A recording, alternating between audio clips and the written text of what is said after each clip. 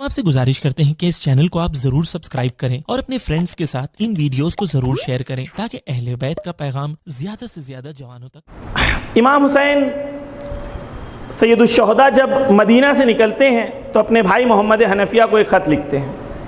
इस ख़त में वो अपने मकसद को बयान करते हैं कि मेरा मकसद इस क़याम का क्या है। वो ख़त में लिखते हैं, इमाम हुसैन लिखते हैं, इन्नमा खरजतु लितलब इस्लाह फ़ी उम्मत जद्दी, यकीनन मैं ये क़याम कर रहा हूँ ताकि मेरे उम्मत की जद की इस्लाह, मेरे जद की उम्मत की इस्लाह हो सके। पहला इमाम हुसैन का मकसद क्या है? अपने नाना की उम्मत की इस्लाह। अब हमारी मजलिसों का पहला मकसद क्या होना चाहिए? उम्मत की इस्लाह। इमाम उसके बाद फरमाते हैं, उरीदु अन अमर बिल मारूफ व अनहा अनिल मुनकर, और मेरा मकसद अम्र बिल मारूफ और नहीं अनिल मुनकर है।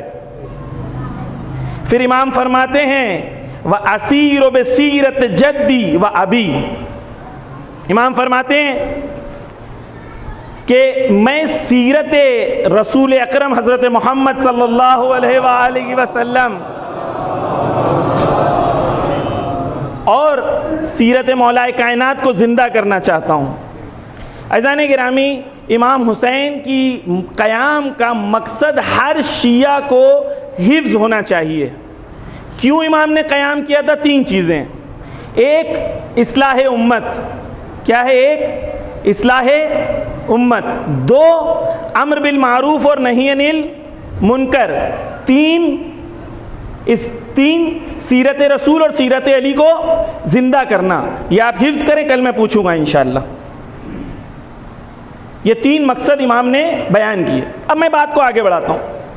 आप मुझे बताएं, बैत मांगी किसने थी? बैत किसने मांगी थी? यजीद ने मांगी थी ना। तो इमाम को क्या कहना चाहिए? मैं किसकी इस्लाह के लिए चल रहा हूँ? किसकी इस्लाह के लिए निकल रहा हूँ?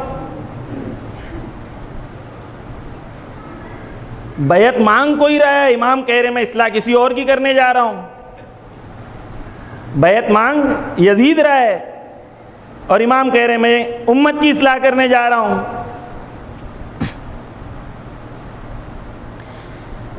अज़ीज़ाने गिरामी, उम्मत की इस्लाह ज़रूरी एक मरहले पे हो जाती है। पूरी तवज्जो चाहता हूँ यहाँ तक, जो बात मैंने पहुँचाई है। अब इसके बाद मैं तवज्जो चाहता हूँ। अज़ीज़ान मोहतरम, मौत तीन किस्म की होती है। कभी मौत जिस्म की होती है, कभी मौत रूह की होती है, और कभी मौत उम्मतों की होती है। जिस्म की मौत आसान है, एक इंसान मर गया, उसको उठा के कब्र में डाल दो। रूह की मौत, एक इंसान है, अच्छे कपड़े पहना हुआ है, अच्छी गाड़ी में चल रहा है, लेकिन गुरूर में डूबा हुआ है, इसकी रूह मर चुकी है। अच्छे परफ्यूम लगाया हुआ है, लेकिन ये मरा हुआ है, ये रूह मर चुकी है। रूह तब मरती है जब इंसान गुनाह करने के बाद उसके दिल में ज़र्रा बराबर मलामत ना हो। इतना आदी हो जाए गुनाह करने का कि उसके जहन में मलामत की जैसी कोई बात बाकी ना रहे, तो ये रूह की मौत है। अब उम्मत कब मरती है?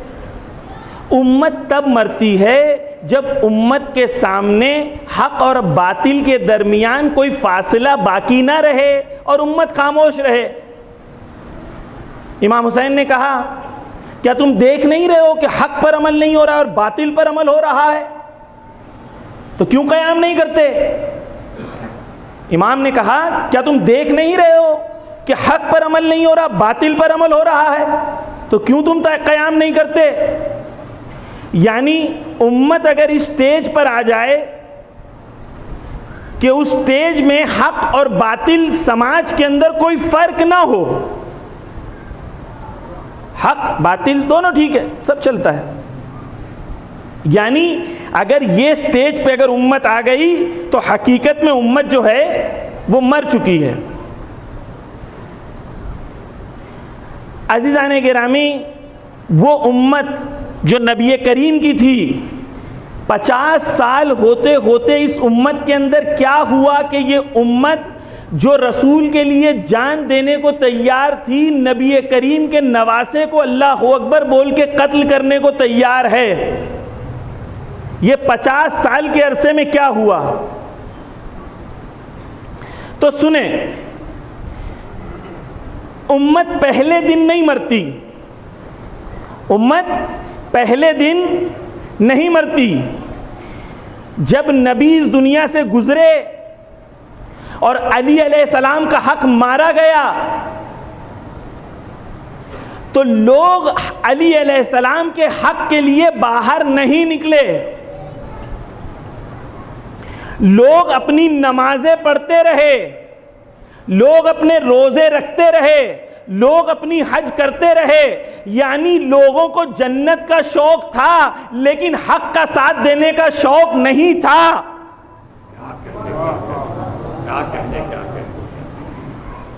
हक का साथ देने में कुर्बानी देनी होती है। दीन जब तक अच्छा लगता है, जब जबान पर हो, जब मुश्किलात में डाला जाए, दीन का इम्तिहान लिया जाए, तब दीन सख्त हो जाता है। और मौला हुसैन ने आशूर के दिन फरमा दिया था कि दीन लोगों के जबान पे रखा हुआ एक लुकमा है जिसे वो बड़े मजे से चटकारा ले लेके एंजॉय कर करके खाते हैं, लेकिन जैसे ही इन्हें मुश्किलों में डाल दिया जाता है, कल्लत दय्यानून, ये दीन को थूक देते हैं। और बहुत कम ऐसे होते हैं जो दीनदार बाकी रहते हैं।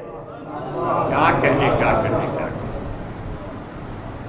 वो दीन जो जबान के लिए हो, वो दीन जिसमें किसी को किसी जालिम की मुखालफत ना हो, मीठा मीठा दीन। मौलाना आओ बताओ, नमाज पढ़ना है, रोज़ा रखना है, हज करना है, मौलाना ये भी बता दो कि सच बातें करना है, झूठ नहीं बोलना है। ये सब बातें बहुत अच्छी हैं, लेकिन वो दीन जहां पर जालिम की मुखालफत हो, वो दीन, इमाम कहते हैं वो दीनदार बहुत कम बच जाते हैं। आशूर के दिन, ये मौला का जुमला है, आशूर के दिन दुश्मन के सामने निगाह करके इन्नन्नास अबीदुद दुनिया, इमाम ने कहा यकीनन इंसान दुनिया का गुलाम है और दीन को ज़बान पे रख के खाली उसका मज़ा लेता है। जब मुश्किलों में डाला जाता है तो दीनदार कम बच जाते हैं।